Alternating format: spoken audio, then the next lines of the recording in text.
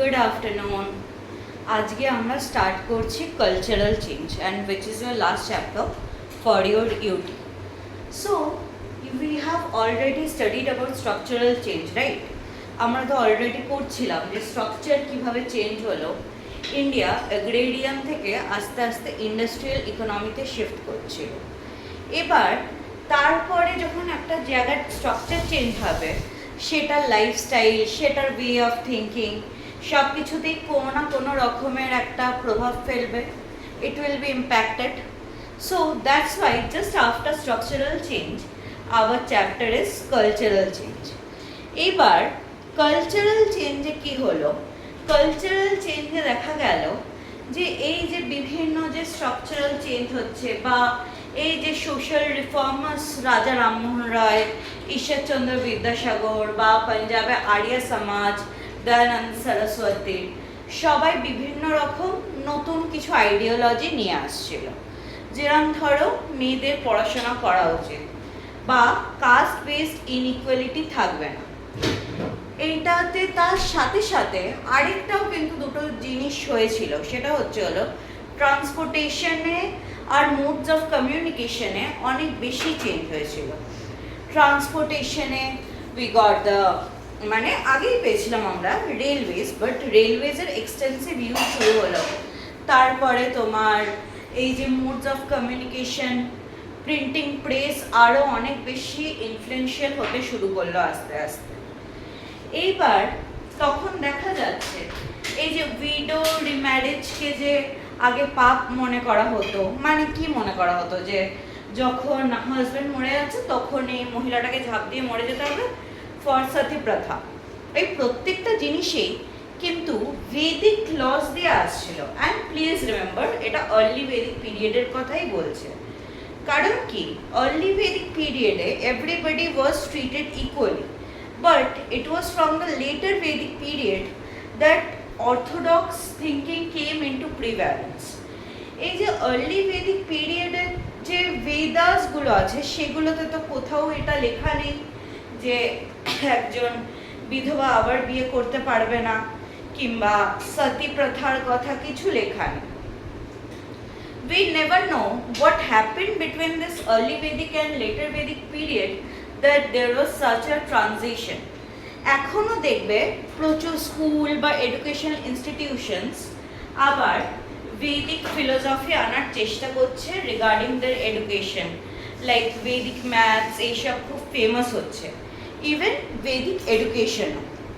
তো এই যে প্রত্যেকটা জিনিসে মানে বেদাসও একটা পার্ট অফ কি বলবো রিফর্ম হচ্ছে, অ্যালং উইথ ওরা তো অলরেডি আমরা যখন এমার্জেন্সি অফ সোশিয়োলজি পড়েইছি যে কিভাবে ফ্রেঞ্চ রেভলিউশন থেকে আস্তে আস্তে লিবার্টি, ইকুয়ালিটি, ফ্র্যাটার্নিটি এগুলো আস্তে আস্তে আমাদের কাছে এলো, এসে আমাদেরকে বললো মানে ওরা মডার্ন এডুকেশন মানে ইন্ডিয়ানদের স্প্রেড করার জন্য ওরা নিজেরাই নিজেদের জালে ফেসে গেল, because Indians became more conscious of their rights, তাই না?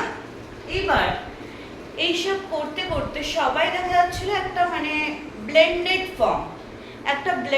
ফর্মে থাকছিল, মানে ট্রেডিশনালও নিচ্ছে আবার মডার্ন সোসাইটিরও নিচ্ছে। কিন্তু কিছু কিছু জিনিস এই যেটা এক্ষুনি মেনশন করলাম, ওমেন্স এডুকেশন প্রচণ্ড ডিবেটেবল হয়ে উঠেছিল, কারণ সোশ্যাল রিফর্মার্সরা ওমেন্স এডুকেশন চেয়েছিল, বাট সেটা ডিবেটেবল হয়েছিল কারণ দেখবে তুমি বড় সোশ্যাল রিফর্মার যারা পলিটিশিয়ান ছিল তারা বলেছিল ওমেন এডুকেশন এমন হওয়া উচিত যাতে তারা নলেজেবল হয়, ঠিক আছে ভালো কথা, কিন্তু তারা যেন এমন কিছু তাদের শেখানো হয় যে তারা বাড়ির কাজ ভালো করে করতে পারে, like again confining them to the four walls of their home. তার মধ্যে মহাত্মা গান্ধীও কিন্তু একজন ছিলেন, ও যেই জন্য ওনার কমেন্টস অনেক সময় প্রচণ্ডভাবে কি বলবো মানে you see people who stand Mahatma Gandhi for his peace ideology of peace, and then there you see people who don't don't like him because উনি সারা জীবনই খুব ডিপ্লোম্যাটিক থেকে গেছেন and did not take stand. And regarding women's education too, him and many other social reformers were of the opinion যে পড়াশোনা করুক, but পড়াশোনা এমনভাবেই করুক যেটাতে কোনো রকমভাবে তাদের মানে বাড়ির যে কাজকর্ম সেটা না এফেক্ট হয়ে যায়, তারা যেন বাড়ির কাজ করতে থাকে। আগেন ইউ হ্যাভ ইসলামে, কোরআনে এই যে বলে না যে মুসলিমরা যত ইচ্ছা বিয়ে করে, but what's written in the Quran, কোরআনে লেখা আছে যদি একটা লোক এরকম কাউকে খুঁজে পায় যে সে যদি মানে সেই মহিলার কেউ নেই, সে অনাথ বা মানে কিছু একটা এমন হয়েছে যে সে রাস্তায় পড়ে আছে, তখন তাকে আশ্রয় দেওয়ার জন্য বিয়ে করতে হবে। বাট পলিগ্যামিকে যারা মুসলিম মেন ছিল বা এখনো আছে, সো ইটস সেইখানে হয়তো প্রোগ্রেসটা অনেকটাই কম হয়েছে। যে এই যে তুমি এখনো যে দেখছো তালিবান ক্যাপচার করছে এইসব, যে সেখানে তারা পরের পর একটা বিয়ে করে যাচ্ছে, আর এরম কিন্তু না যে কোরআনে যেটা বলেছে সেই হিসাবে বিয়ে করছে, তারা আশ্রয় দেওয়ার জন্য না, তারা নিজের শখ পালন করার জন্যই বিয়ে করে যাচ্ছে একটার পর একটা।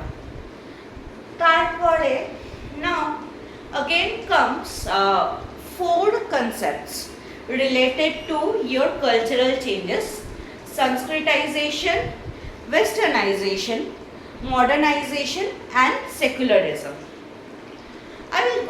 I'll come to all of this, but then again এই যে ফিমেল এডুকেশন নিয়ে সবচেয়ে বেশি যিনি কন্ট্রিবিউট করেছিল, দ্যাট ওয়াজ জ্যোতিবা ফুলে। জ্যোতিবা ফুলে was a social reformer in Pune.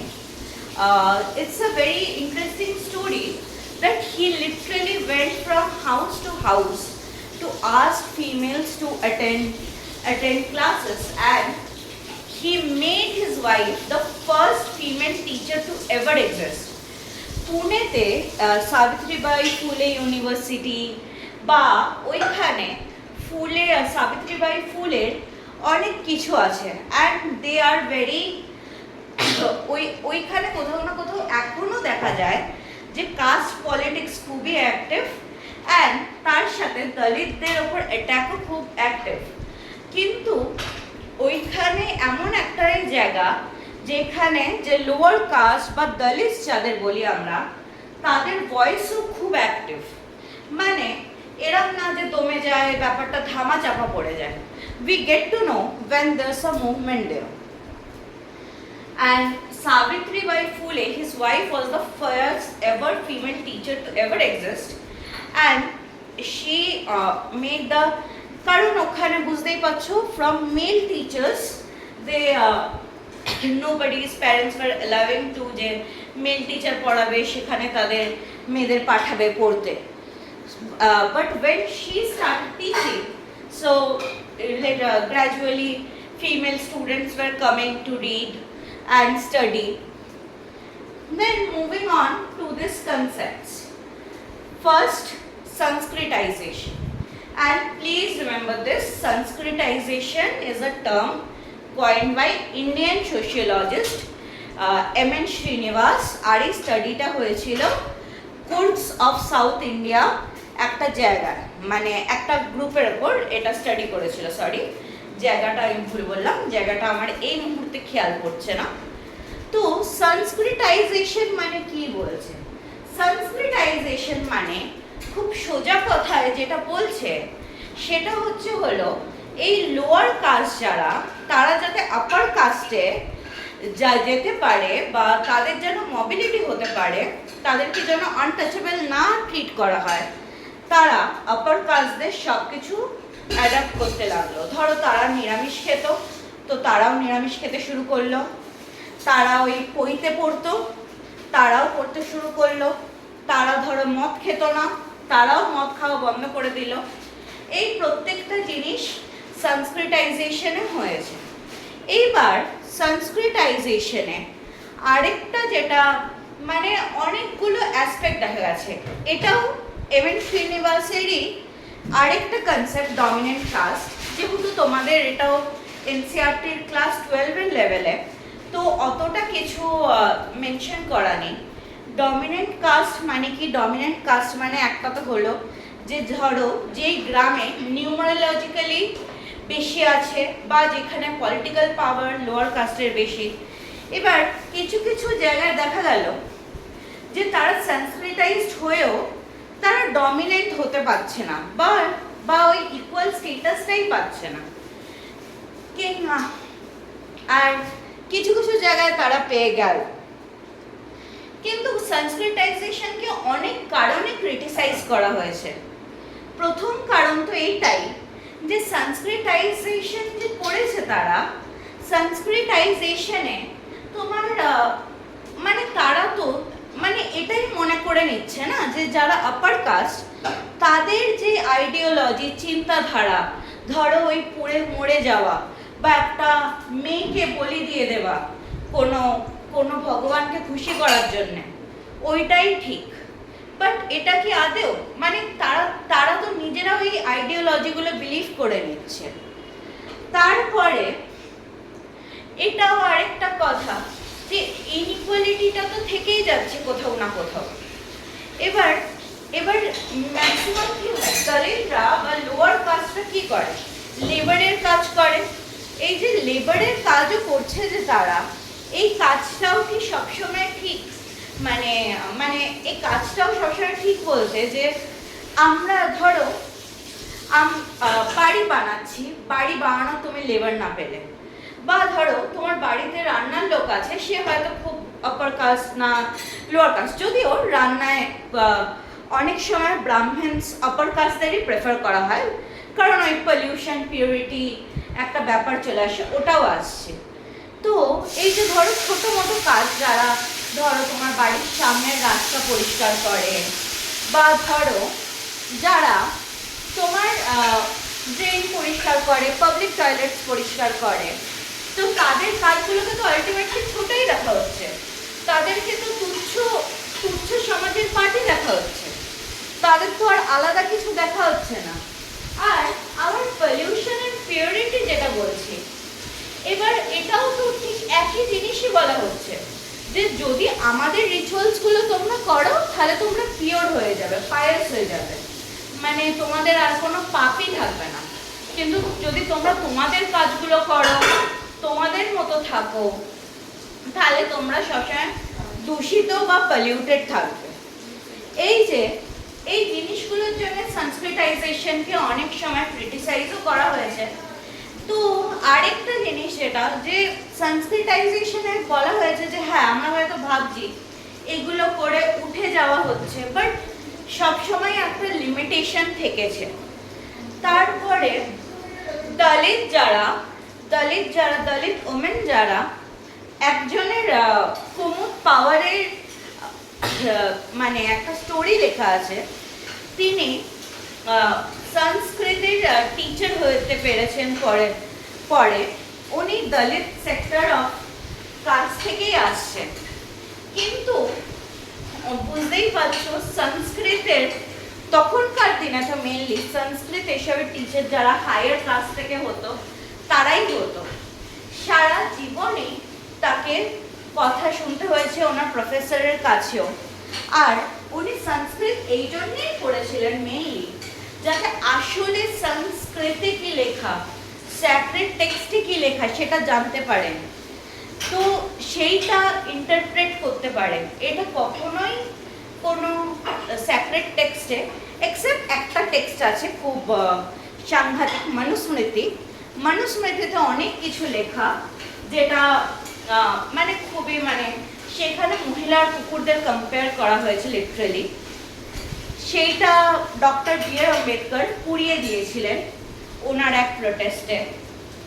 তো তাছাড়া দলিতদের যে মানে এরকম কিছু লেখাই নেই যে একটা মানে কাউকে মানুষ হিসেবেই ট্রিট করো না, ওই জন্যেই শাস্ত্র বা বেদ পড়া, ওই জন্যেই ওনার সংস্কৃত পড়া।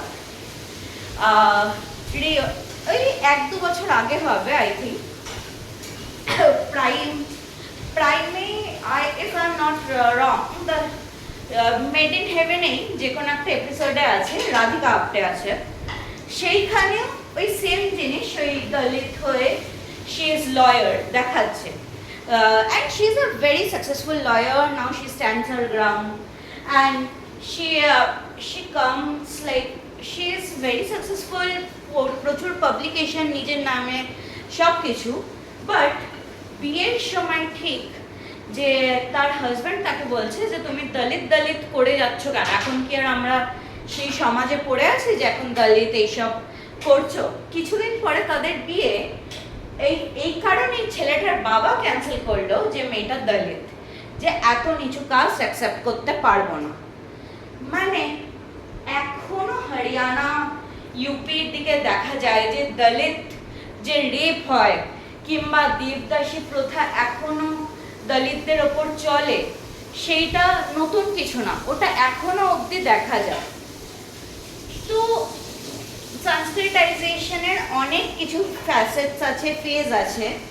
বেসিক্যালি এখান থেকে যেটা তোমার মনে রাখার কথা যে লং লাস্টিং ইম্প্যাক্ট কি হয়েছে, এখন কাস্টের সাথে ন্যাশনালিটির কি ইন্টারসেকশনালিটি, আর তোমার অ্যাসারশন রিজনে একটু ঘুরিয়ে কোশ্চেন আসবে, কারণ কি এইখানে দলিত এগুলো যেখানে আছে সেখান থেকে কোশ্চেনের স্কোপটা খুব বেড়ে যায়। So read it very thoroughly. Now moving on, we have westernization. Westernization মানে अगेन কি, ওয়েস্টার্নাইজেশন মানে যখন আমরা ওয়েস্টার্ন লাইফস্টাইল অ্যাডাপ্ট করছি। এবার তুমি বলতেই পারো ওয়েস্টার্ন লাইফস্টাইল কি, তো এইখানে ওয়েস্টার্ন লাইফস্টাইল বলতে ব্রিটিশের কলোনিয়ালিজমের জন্য তো অনেক কিছু এফেক্ট এখনো অবধি থেকে গেছে। প্রথম কথা, সবচেয়ে বড় এফেক্ট যেটা ইন্ডিয়াতে দেখা যায়, ইন্ডিয়াতে ইংলিশ এডুকেশনকে বড্ড বেশি এমফেসিস করা হয়। এবার জাপান, চায়নায় দেখো তো ইংলিশ কেউ না জানলে কিছুই খুব একটা যায় আসে না, they will just keep a translation. But ইন্ডিয়ায় ইংলিশ না জানলে এটা একটা সম্মানের সাথে জুড়ে থাকে। ধরো যারা ট্রেডিশনাল ড্রেস করে তাদের চেয়ে যারা ওয়েস্টার্ন ড্রেস পরে they are preferred more, they are treated as মডার্নিজমও পরের পয়েন্টে আসছি। সো এই যে লাইফস্টাইল চেঞ্জ বা লোকে যে নিজের বাড়ির খাবার বা like what staple to Indian food না খেয়ে what's western they like to have that, it's একটা খুব ভালো এক্সাম্পল আছে, যদিও ওটা ইন্ডিয়া না, south east Asia, but of course Bangladesh was part of India. তুমি জানো কিনা জানি না, গত 2-3 বছর আগে মাস্টার শেফ অস্ট্রেলিয়াতে একজন পান্তা ভাত করে সে অন্য master chef Australia, but there's a meme which came that a girl is not eating, she's shouting at her mom যে খাবো না, তুমি রোজ ওই এক বস্তা পচা রান্না করো, পিৎজা বার্গার কিছু করতে পারো না। But then she saw in Facebook যে পান্তা ভাত জিতেছে, she said to her mom যে আমাকে পান্তা ভাত করে দাও তো, আমাদের দেশের খাবার। লাইক ওয়েস্টার্নাইজেশন ইজ সো পাওয়ারফুল, যখন তুমি রোজ বাড়িতে নিজের খাবার খাচ্ছ তখন তোমার মনে হচ্ছে না, বাট যখন ওই ওয়েস্টার্ন কেউ ভ্যালিডেট করছে আমাদের তখন মনে হচ্ছে। এই যে দেখবে ইউটিউবে বিভিন্ন মুভি রিঅ্যাক্টার্স থাকে, বলিউড মুভি রিঅ্যাক্টার্স, এই রিঅ্যাক্টার্স, এটার কত কত likes follows, but when an Indian movie content creator critic is doing the same, they are getting trolled like anything. So this Western validation has somewhere in the long run became very powerful. Now again moving on to modernization and secularization. তো modernisation মানে modern বরাবরের ইচ্ছা যে আমরা modern হই, modernise চিন্তাধারা রাখি। এবার মডার্নাইজ চিন্তাধারার মানে কি? মডার্নাইজ চিন্তাধারা মানে যেটা আমেরিকা আর ব্রিটিশ বুঝিয়েছিল যে এমন চিন্তাধারা যেটাতে তোমার ইমোশনটা অনেক কম থাকবে আর ক্যালকুলেশন অনেক বেশি, রেশনালিটিটাই বেশি থাকবে rather than any kind of emotion. তো এই যে লোকে আজকাল যে এই যে ইন্ডিয়াতে যে এত ইন্ডিয়া থেকেই তো সবচেয়ে বেশি খবর পাওয়া যায়, আমেরিকা থেকেও, যে লোকে ওয়ার্ক লাইফে স্যাটিসফাইড না, ডিপ্রেশন, আরও আনএমপ্লয়মেন্ট। কোথাও না কোথাও এটা মনে হয় না যে ওটা ওয়েস্টার্ন কালচার ছিল বলে আর মডার্ন জিনিস ছিল বলে? How many of us would like to go back to our roots and do something which is Indian industry based, like something agrarian based or something Indian crafts based? তাছাড়াও ইন্ডিয়াতে তো প্রচুর scope আছে। তুমি দেখো না তোমার আশেপাশে কজন আর ইন্ডিয়ান কোম্পানিতেও কাজ করে, বেশিরভাগই তো সব বাইরের কোম্পানির জন্যও কাজ করে। যারা ইন্ডিয়াতেও থাকে, ইন্ডিয়াতে থেকেই কাজ করছে, সব তো বেশিরভাগ বাইরের কোম্পানিতেই কাজ করে। আর বাইরের কোম্পানিতে যখন কাজ করে তখনও সেটাকে ভ্যালিডেশন দেওয়া হচ্ছে। মডার্নাইজেশনের শুধু এই অ্যাসপেক্টটা না, মডার্নাইজেশনের অনেক রকম অ্যাসপেক্ট আছে, যেটা ধরো এখন ভাবছে মডার্নাইজেশন আর ওয়েস্টার্নাইজেশন ইন্টিগ্রেট করে একটা অ্যাসপেক্ট এটা হতে পারে যে ধরনের জামা কাপড় বা যেই ধরনের চিন্তা ভাবনা তুমি পোষণ করো বা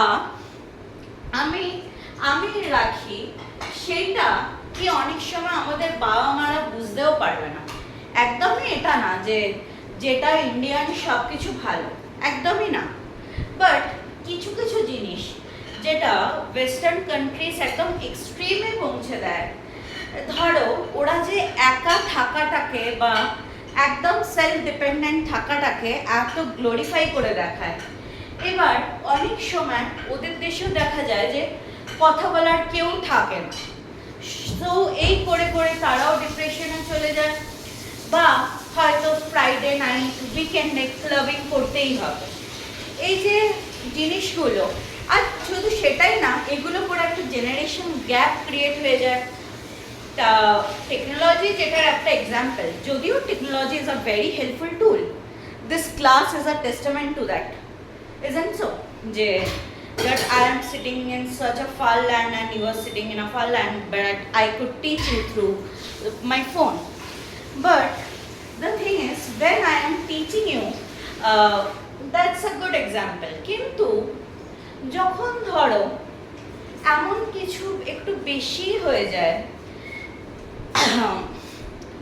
মানে কিছু টেকনোলজি এত বেশি অ্যাডভান্স হয়ে যায় that our parents, grandparents can't understand, and they don't even have anybody who can teach them things. That becomes very lonely for them, and তারা ওই এজের সাথে তাদের টেকনোলজিক্যাল ডিসেবিলিটি শুরু হয়ে যায় তাদের। তো that's another aspect of westernization.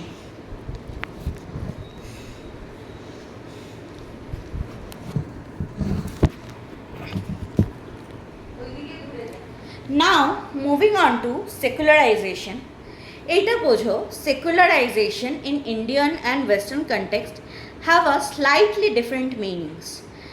In Western countries, secularization means that when scientific thinking has much precedence, but in Indian countries we mean that equal respect for all religions. Western countries এও এটাই বলা হয় যে রিলিজিয়নের সাথে পলিটিক্সের কোনো aspect জড়িয়ে থাকবে না, বাট ইন্ডিয়াতে সেটা পসিবল না। কেন? কারণ কি, ইন্ডিয়াতে তোমার বছরের disadvantages caste group, religious group আছে, সেটার জন্যে গভর্নমেন্টকে কিছু না কিছু করতেই হবে। So that's something you have to abide by, and you have to give some kind of provisions, such as you give to women, such as you give to children. You have to give certain protectional rights to scheduled castes and tribes. আর এইখানেও কোনো tax কিছুতে নেওয়া হবে না, but caste politics and caste itself is such a complex system in India that you have to have মানে দেখো এবার কাস্টের ওপর কিন্তু এরম না, হয়তো মুখে বলছে পলিটিশিয়ানসরা যে ইকুয়ালি সবাইকে ট্রিট করা হচ্ছে, বাট তাই কি হয় সবসময়? রাইট উইং গভর্নমেন্ট যখন এলো তখন দেখা হলো মাইনরিটিদের বাইরে করা হচ্ছে। ওয়েস্ট বেঙ্গলে যেরকম বলা হয় যে মাইনরিটিদেরই প্রেফার করা হয়, মেজরিটিদের কোনো প্রেফার করা হয় না। লাইক কাস্ট অ্যান্ড রিলিজিয়ান্স আর ভোট ব্যাঙ্কস ইন ইন্ডিয়া। যদিও any kind of involvement or any kind of tax on any religious places is not accepted, but আমাদের ওখানেও তো মন্দির খুললে our political leader is going to inaugurate that place. And the more than cultural event, it's kind of sparking a political message. So that's what West wanted, that যে কোনো scientific রিজনই ব্যাস থাকুক, religious belief বা কিছুর সাথে যত কম সব মানুষেরই ইনভলভমেন্ট থাকে সেটা ভালো। বাট ইন্ডিয়াতে দেখো সেটা করা যাবে না। And even as a sociologist teacher speaking, it's not even right, because we are nobody to harm anybody's beliefs. এই যে এই চারটে অ্যাসপেক্ট পড়ালাম, সংস্কৃতাইজেশন, মডার্নাইজেশন, ওয়েস্টার্নাইজেশন, সেকুলারাইজেশন, এই চারটে অ্যাসপেক্টেই একটা অপরের সাথে রিলেটেড। এই যে রিলেশনগুলো দিয়েই কালচারাল চেঞ্জ হচ্ছে। কালচারাল চেঞ্জ কীভাবে হচ্ছে? আমাদের কমিউনিকেশনে হচ্ছে, আমাদের কথাবার্তা। আগে কি হতো? আগে ধরো বাড়িতে যা লোক বলছে সেটাই শুনে মানুষে ঠিক আছে এটাই করব। এখন যত দিন যাচ্ছে, যত মডার্ন হচ্ছে, যত ওয়েস্টার্নাইজড হচ্ছে, মানুষ তো এটাও জানতে পারছে যে অপরচুনিটি কোথায় আছে, কি আছে। সেইখানে উই আর অলসো ট্রাইং যে আমরাও যাতে সেই opportunity pi. This an ongoing attempt to blend Indian with Western thoughts. This can be specially seen in schools, because schools are trying really hard to integrate Vedic forms of education with the modern rationality. এই কোথাও না কোথাও এই যে exam কম্পিটিশনের part সব কিছুই কিন্তু তোমার ওয়েস্টার্ন এডুকেশন থেকে এসেছে। ইন্ডিয়ান এডুকেশন এরম ছিল না। Indian education always taught about practical subjects like maths, English, your culture, shastras, then what you should know, agriculture, all of this that a man should utilize. But a modernization এইসব হয়ে now we are cramming up many things যেগুলো হয়তো আমাদের দরকার নেই, but for credit, but for better colleges, better universities, we are trying everything. So this has been a major setback, but এটার জন্যও কাজ করা হচ্ছে। Okay, so this has been a long video. Just let me know যে বুঝেছো কিনা।